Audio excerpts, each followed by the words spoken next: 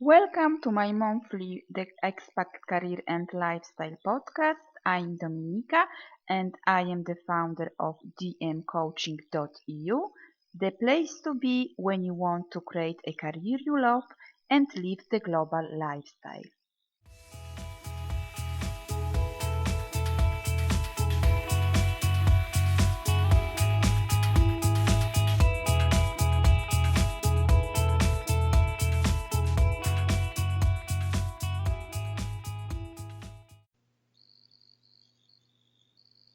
Welcome to our monthly The Expat Career and Lifestyle podcast.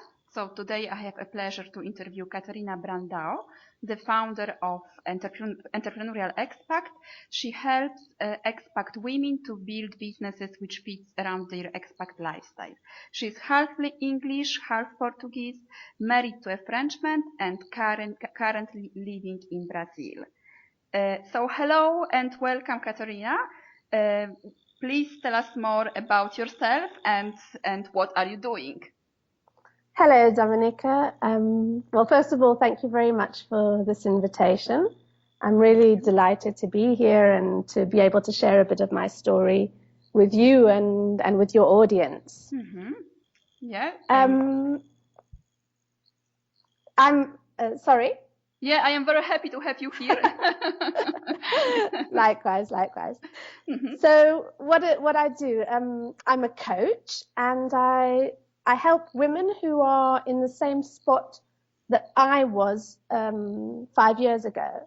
So meaning women that moved abroad to follow their significant other, their husband, their partner, and they had to give up their career and suddenly find themselves in a foreign country where they have to start over from scratch. And with this, there's this sort of huge sense of loss of identity that goes with this when we don't work. You know, we give it up, we give up our jobs, and it's a big part of who we are. And to people who, from the outside, it might seem like fun. Oh, you don't have to work. You're living a great lifestyle, but it actually can be extremely stressful. So that's who I work with, people who are where I was 5 years ago. Mm-hmm. So before you worked in the corporate world for about 14 years, and then suddenly you moved with your husband to China. So how was it for you? So you spoke about loss of identity. So how was it for you to leave your job and career behind and move to a different country, a completely different culture, and start everything from the scratch? So what was the biggest challenge for you? Well, it was very scary. When he first told me about it, my first reaction was, what? China? You know, are you joking? I'm not moving to China. I was scared. And we were living in Paris at the time, and that was in 2010.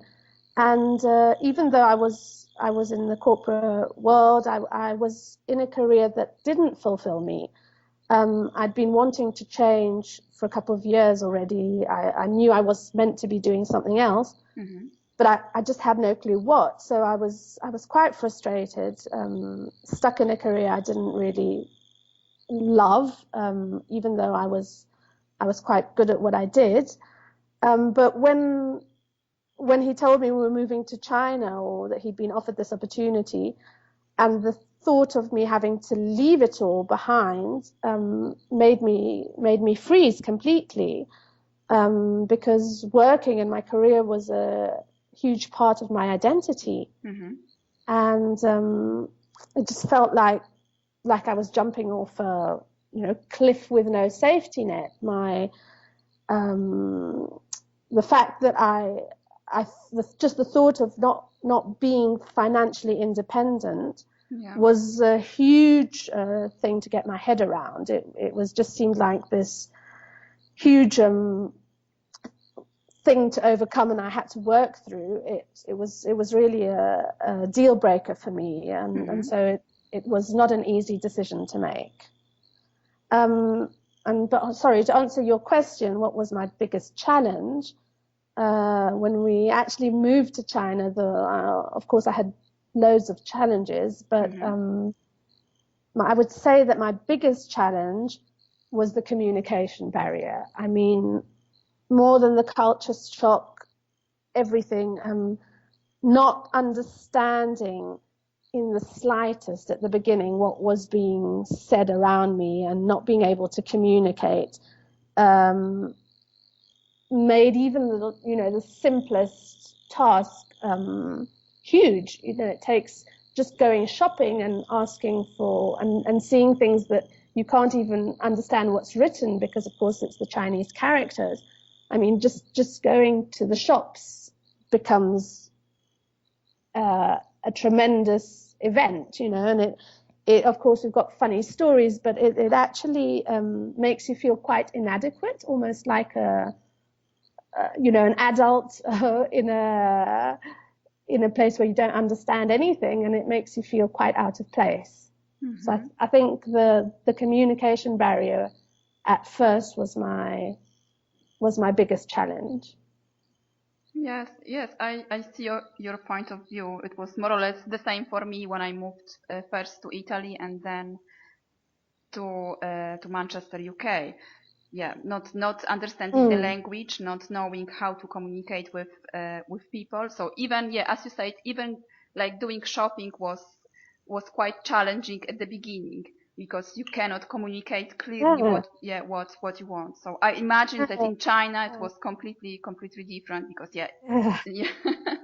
having things fixed in your apartment, making a phone call which you'll do in your own language, you do in two minutes, and you explain what you want. Mm-hmm. When you can't even, communicate with the person who's on the other side of the phone to get something, to call them up and ask you need something fixed in your apartment, to book an appointment, becomes a huge thing when it's very simple. Yeah, exactly. So I think that's for all of us who are living in a country where we are not, the language is not our native language.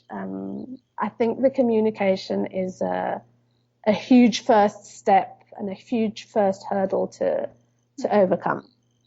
Yeah. So what can you advise to someone in the same situation, a woman or an expat partner who is moving to a different country and wants to start a new career or business? And how can we overcome the anxiety or insecurity when we are in those kind of situation? Well, my best advice, I would say, is look at it as an opportunity to really find out what you would love to do. I mean, that's how I got my head around it. Instead of looking at all the fears you have, it can be, you can be doing lots of things. It can be work, it can be learning a new language, it can be taking up a hobby, that you never have time to do. It can be doing volunteer work, following a cause you're passionate about, learning a new skill, doing additional training, or starting a new business like I ended up doing. There are endless possibilities. So just really see this as an opportunity and say, okay, now I have the opportunity to do something that I really want. But if it is like starting a new career or starting a new business, then my advice would be to get really clear on what you want to get out of it.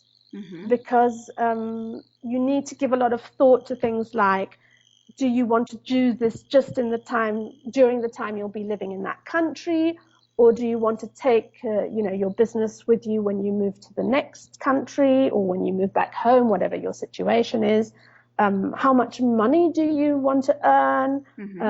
What kind of lifestyle do you want to have while you're living abroad? That's a big thing. How are you going to juggle this new, building a business and enjoying the country you're in, and questions like these. You have to, all of these things that you have to think about are quite hard to figure out when you're on your own.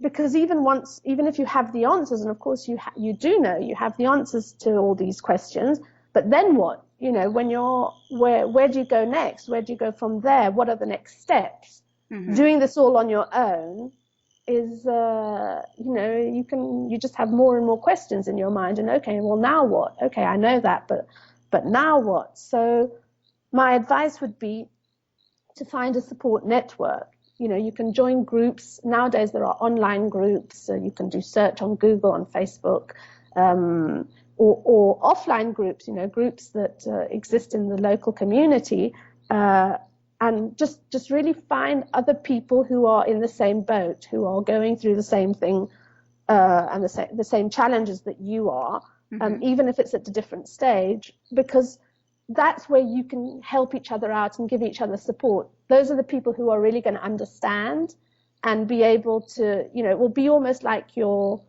office, you know, your office, your colleagues. So that would be my best part of advice. Because when I finished, I got my coaching certification, I had my diploma in my hand, I still then actually had to build a business, and I'd never done that before. Yeah. And I was thinking, well, now what? You know, I know how to coach, but, you know, now what? So I actually had several things that got me over that hurdle. The first thing was that I had my own coach I'd been working with for a year then. And I really don't think I would be where I am today without her, because she's sort of been with me through the whole journey of when I decided to train as a coach. So that would be my first thing that helped me. The second thing I did was I actually stayed in touch with a few of the other coaches who had done the training program with me, because we were all in the same boat. You know, we were now coaches, and now what? So we just stayed connected and would have like weekly catch-up calls and egg each other on and brainstorm with each other. So that was a huge support that we still, you know, with a couple of them, I'm still in touch today.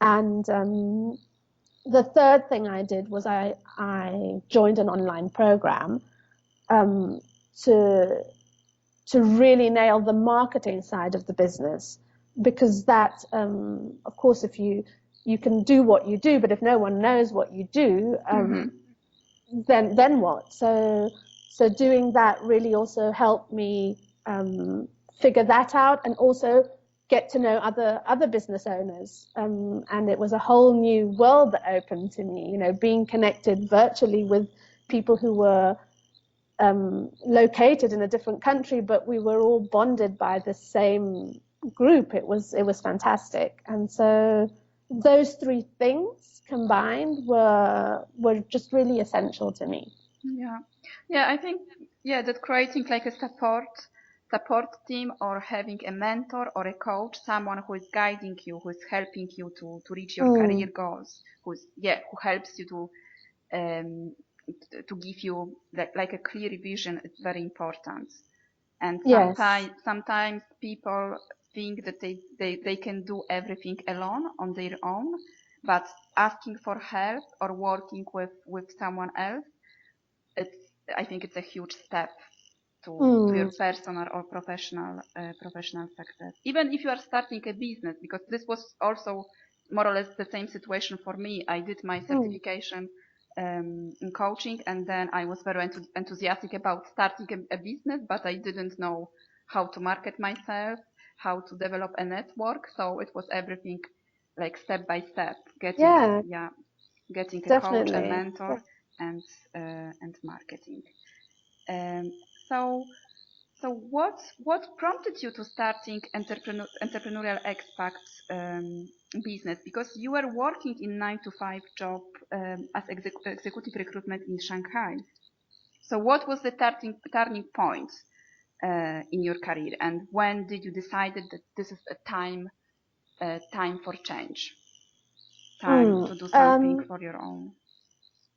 Yeah, okay. I wasn't actually working 9 to 5. So I was working in executive recruitment in Shanghai, but I was I was working part-time. Okay. So that was actually when I realized that I loved the freedom this gave me, and thought, oh, I don't need to to work, the whole day. I work by project. So in the executive recruitment I was doing, I had like a project and I just had to fill in that project. So I could do it in my own time, and I was almost like, in charge of my own time, and then build accordingly to the time I worked. So I loved the freedom that gave me. And well, back then, although I loved the work I did, I remember I still felt very unsettled, like something wasn't quite right, and I just couldn't pinpoint it. I was thinking, well, I love this work, but just something felt out of sync. And so I started having these doubts that maybe I wasn't on the right career path yet, and I wasn't sure. And I would discuss with my husband, with Nicholas, about the things I was going through, but he was too close to me. It wasn't an objective perspective. And the more I struggled, and I just knew I had to find a way out. I'd heard about all this, coaching, and I thought it was a bit of a hype. But at one point, I remember in December 2011, so I'd been working for a year and a half really on this. I became quite desperate, and I made a decision that I wanted to hire a coach. I felt I needed an outside perspective, but an objective perspective of someone who could really understand what I was going through. And I did quite a lot of research to find this person, because it was very clear in my mind the kind of coach I wanted. So I wanted someone who had a Western background, to understand the culture gap I was going through living in Asia. But I wanted someone who was living in Asia too, so they could understand what it was like. So I remember I was very precise about that, and I Googled a lot, and Google is wonderful, because I ended up contacting, so I had a little list, and I contacted one of the coaches I found, and who was from the UK but lived in Asia, and that was it. So I decided to start working with her, and then funnily enough, life happened. After, I think it was 4 sessions, a situation arose with my boss at the time, and we ended up just parting ways. So my boss at the executive recruitment agency I was working, it was his business.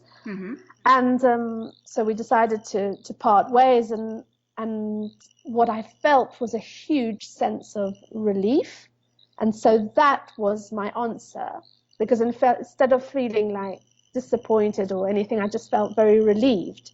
So that was when I knew I should be probably doing something else, and I shouldn't have been doing, it wasn't the right thing for me. And that was my turning point. So what is the biggest why behind your business?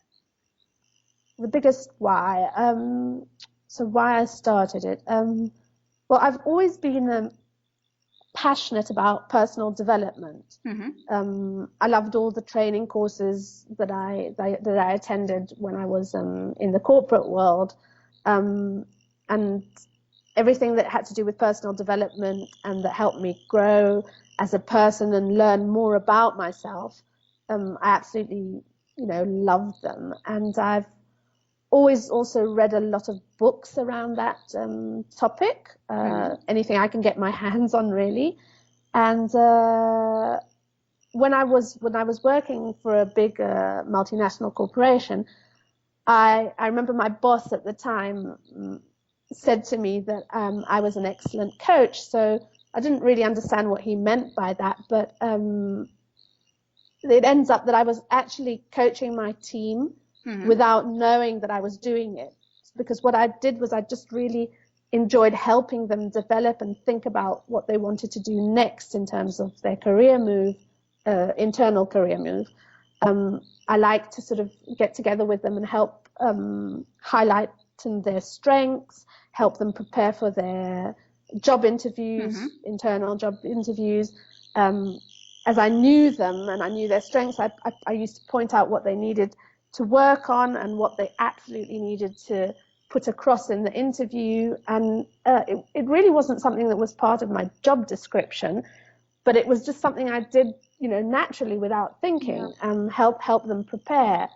So I've always loved helping people, bringing out the best in people and feeling that I'm making a difference. And I think we're all different and unique, and being able to find out what makes people tick. I'm someone who's very interested in people, and just finding out and making and helping them use that in their lives just makes me feel very fulfilled and as if I'm on purpose. And then that just fulfills me. So I think that's the whole reason behind doing what I do. So how can you help someone to find a business idea? So where to look for the business idea? Is this something connected with our background, or something that we like doing, like you were always connected to personal development? Is this something connected with our skills, strengths? So where to look for a business idea? Yeah, I think that to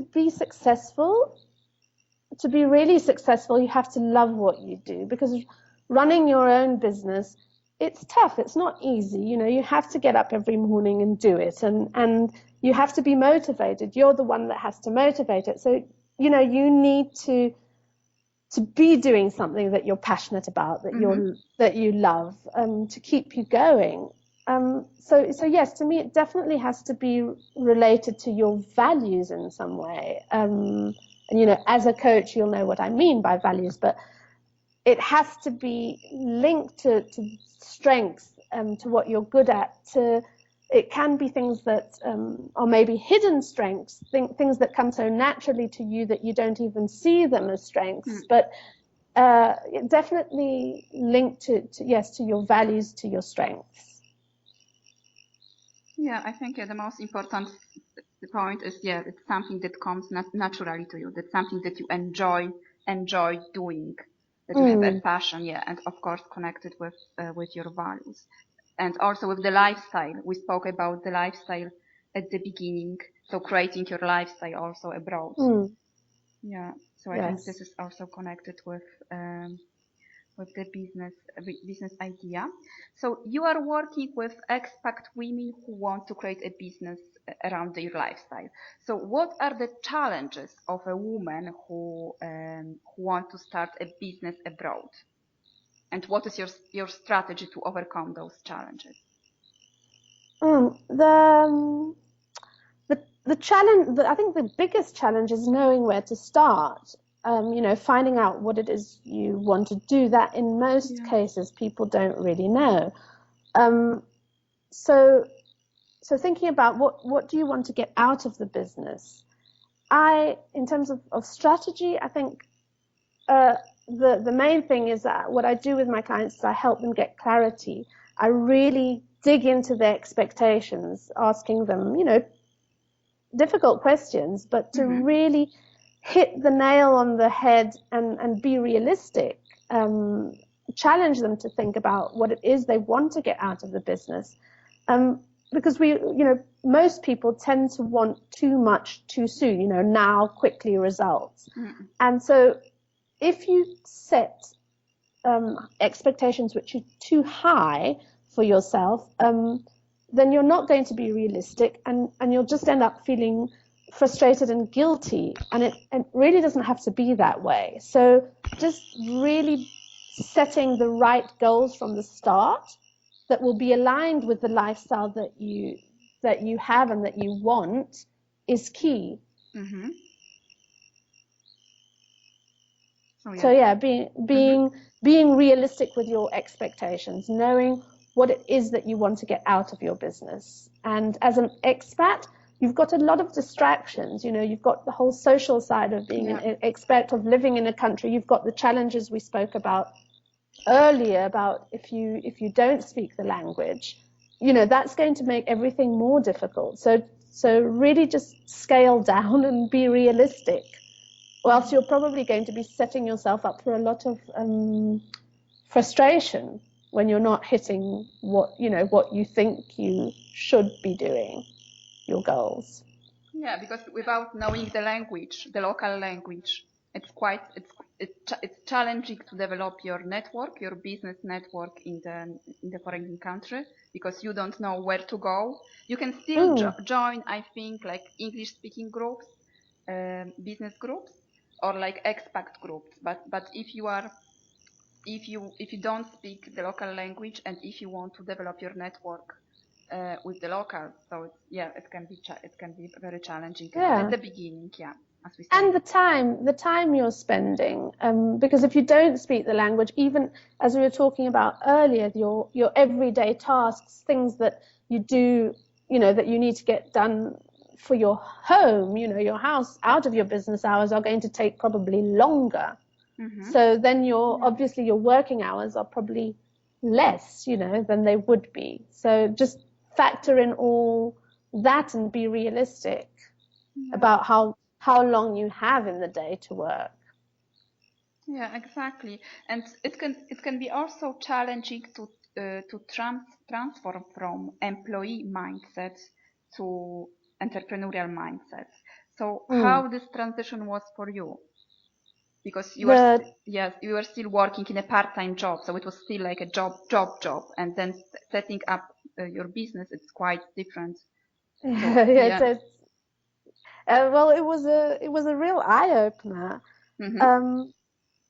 It made me realize very quickly that my job wasn't just going to be, you know, to coach. Okay, I'm a coach, I know how to coach, but that's not what I'm going to do. That's not the only thing I'm going to have to do. I'm going to have to do, you know, all the aspects of running a business, the marketing, the finance, the admin, the sales, the strategy, you know, and so on.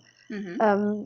So in the beginning, it was like having this enormous blank canvas and thinking, now what? Where do I go from here? But I would say that luckily my 14 years experience in the corporate world, plus my degree in business management, meant that all these concepts of finance and marketing side of things weren't alien to me. You know, I knew how to do a budget almost with my eyes closed. You know, spreadsheets are just something I can do. I know all the terms of marketing and business terms.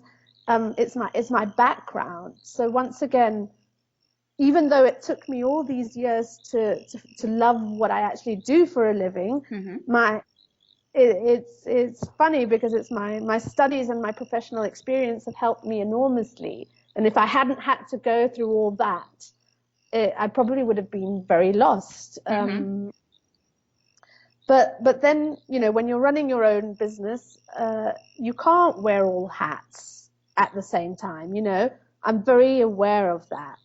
And so I do outsource certain aspects of my business to people who are experts in those fields. You know, for instance, my website design, I don't, you know, I explain what I want and what I want to get out of my website, but the person who actually does it, I hire her to do it. I don't get involved with that. I have a virtual assistant to deal with all the admin side of things. I have an accountant, because these things are not my core business, I can't do everything, then they aren't my area of expertise. And so I just delegate them to experts, and which frees me the time that I don't have to spend on that to focus on the things that actually need me to do it, to do them. So it's you have to get your head around that. You can't wear all the hats at the same time. And so what I do is I just really focus on on the part of the business that needs me in it, and delegate the rest. Yeah, because sometimes we tend to do everything, even if we don't know how to do a website or how to fill in the tax return. So we try to do everything on our own. Yeah, and some of the things, if you like learning, it's interesting. It's, oh, this works like that, but you could spend hours on it. And then the hours you're spending on trying to understand that, I really make a conscious decision. Is this something that's going to bring me in money? Because at the end of the day, I'm running a business, and I can't waste my time on things that I don't master. Just leave that to the experts. That's my motto. Yeah, exactly. So what are the characteristics of expat women with entrepreneurial mindset? What are the that's a tricky one, because I'm sure there are a lot of expat women who would be wonderful entrepreneurs, business owners, but have just never thought about it, or who don't see it as a possibility, so they do something else instead. That doesn't really mean that they wouldn't be good at running a business. They just don't get to that step per se. So I'd say that women who actually do it are probably more risk takers, go-getters, women who need a sense of self-achievement and accomplishment through creating something themselves. And that's sort of a very big driver to them, this sense of accomplishment of it's something that I have done. At the same time, I would say there's a sense of being in control of contributing financially, and the sense of being independent, which is vital to people who actually do make that jump and are entrepreneurs. So to be more entrepreneurial, you were asking what needs to happen. I mean, what I've learned is you have to let go of wanting it all to be perfect. You've got to just get it out there, whatever you are doing, what you're selling, whatever you are offering as your business. You just need to get it out there, and then learn as you go, because your business will grow with you, and it's going to change as you change, and it's going to evolve as you evolve, as a person, as your circumstances around you. So you have to let go of your fear of failure, and rather look at your mistakes, or the mistakes you will make, as lessons. Learning points. Learning points.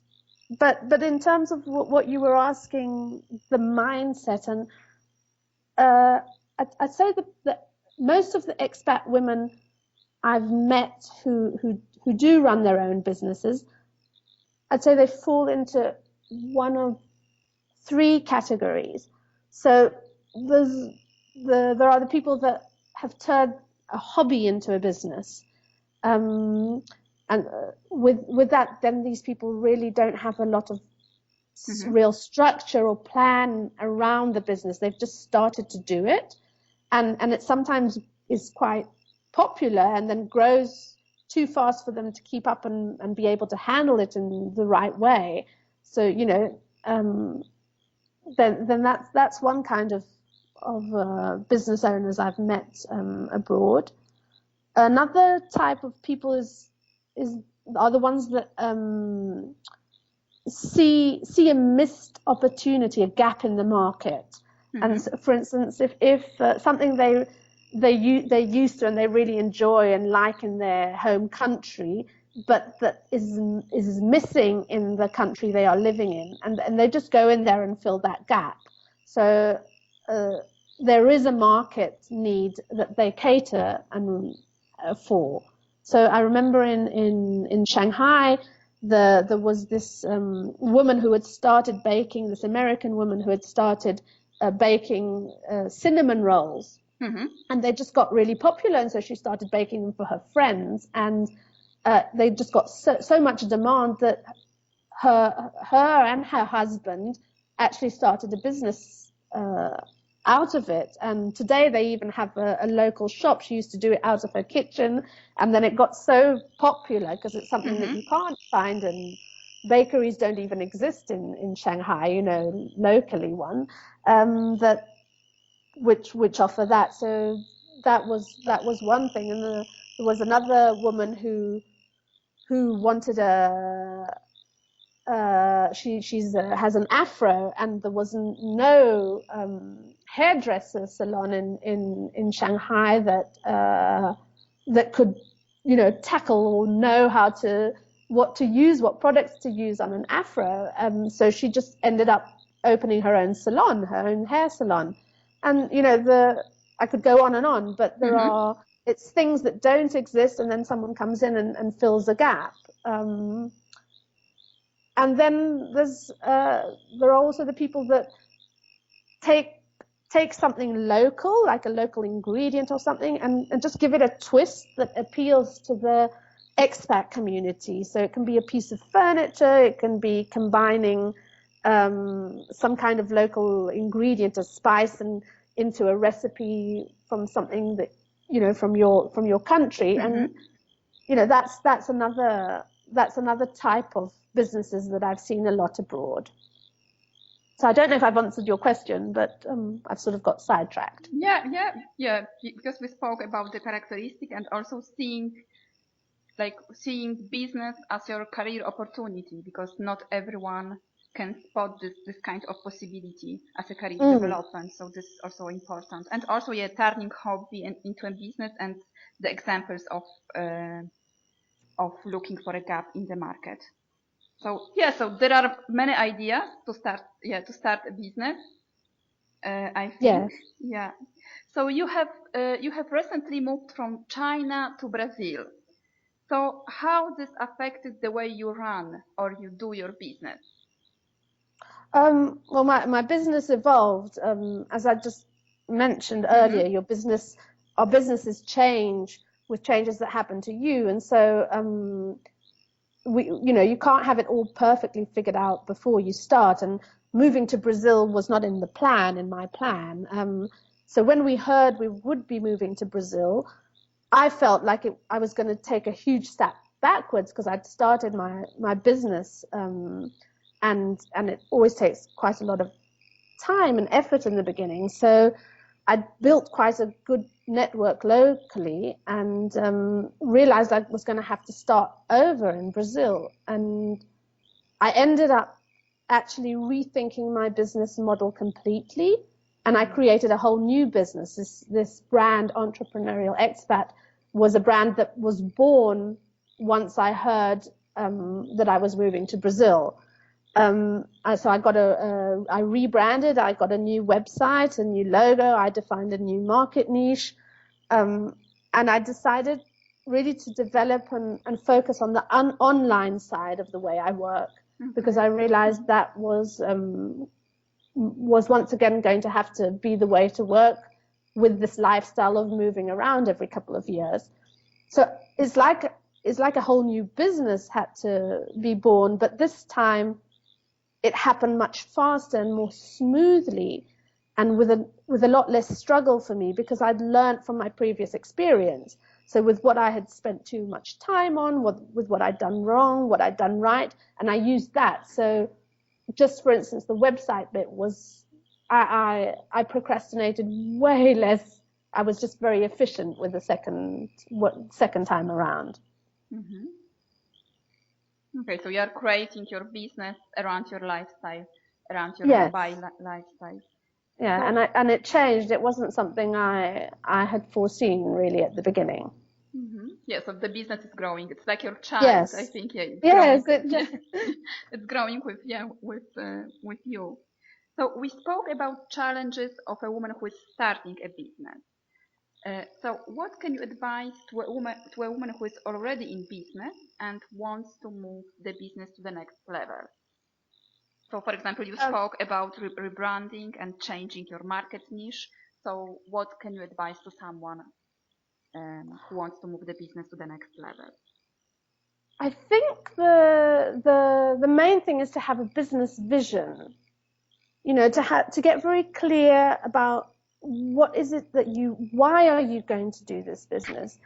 But get very clear and specific about goals, and then break them down and track them.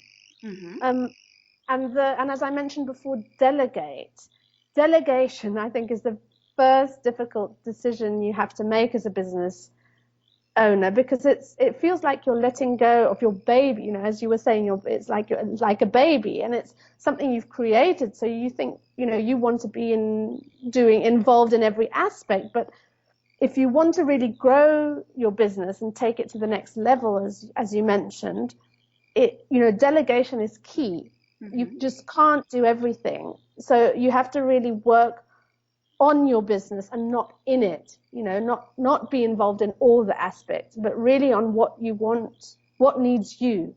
So work on your business, not in it.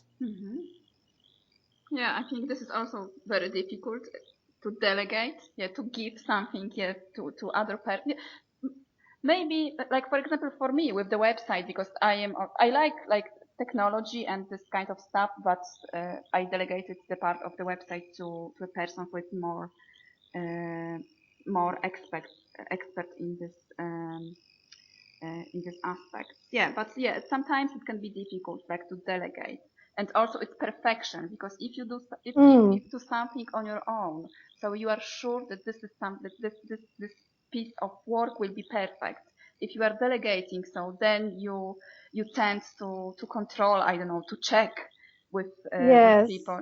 Yeah, so it can be, but it's very important to delegate. Letting go, because when they're experts, they can probably actually do it better than you can, much faster. So, you know, it's the thing around delegation is you also think at the beginning, probably, I can't afford it. I can do it better myself, and, you know, I can't afford to pay someone to do it. But the time you are going to spend doing that and into understanding and doing something that, you know, you don't master is probably going to be much more expensive than just letting an expert do it. Yeah. So what is the best way for you to promote your business in a different country? Find out where your ideal customer is, you know, the people you really would love to work with, and get in front of them. So, you know, think of things like, what groups do they belong to? What are the things they read? Where do they spend their time?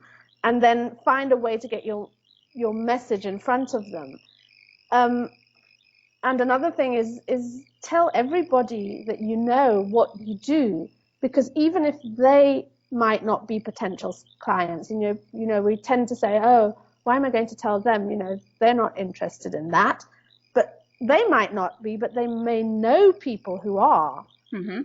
So you need to be very specific in the way you explain things, because people can't guess what you do, or, you know, you need to explain it in a simple way. Because if you can't explain what you do to someone in a simple way, then you can't expect them to be able to explain to others what you do, because, you know, if they don't understand. So, and those other people that they could tell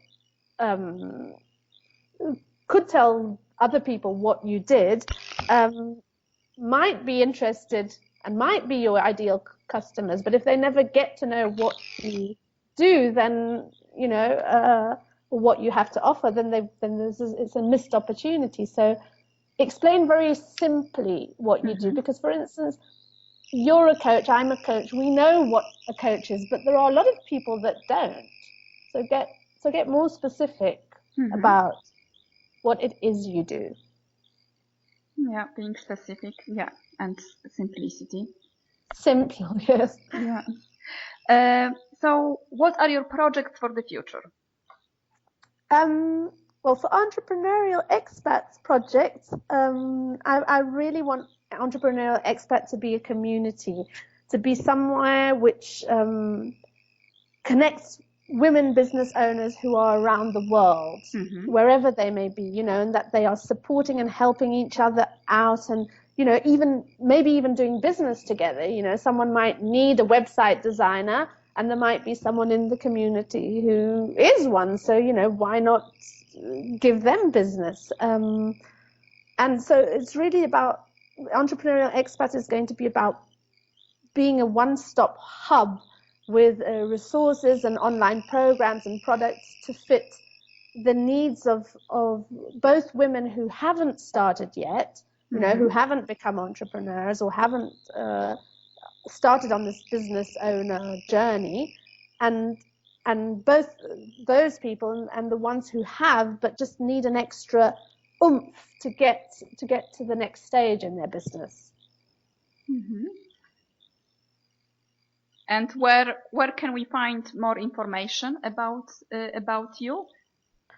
Well, I'm on several social media platforms, Facebook and Twitter and LinkedIn, but I would say probably the best point to go is just to my website, which is www.entrepreneurial-expat.com. Okay. Yeah, so it was the contact, and then the contact page, and that will get to me. Great, Catarina. It was a pleasure to have you here. Thank you very much for sharing your experience, for sharing your knowledge and all the advices and steps. It was a great pleasure. So I wish you all the best for your future projects, for your business, and for creating this community. But because this is something that we need in the expat world. Yes. Thank you very much, Dominica, and likewise, I wish you all the success as well. So thank you very much for having me and for inviting me. Thank you. And yeah, I hope to have you here again. Okay, why not?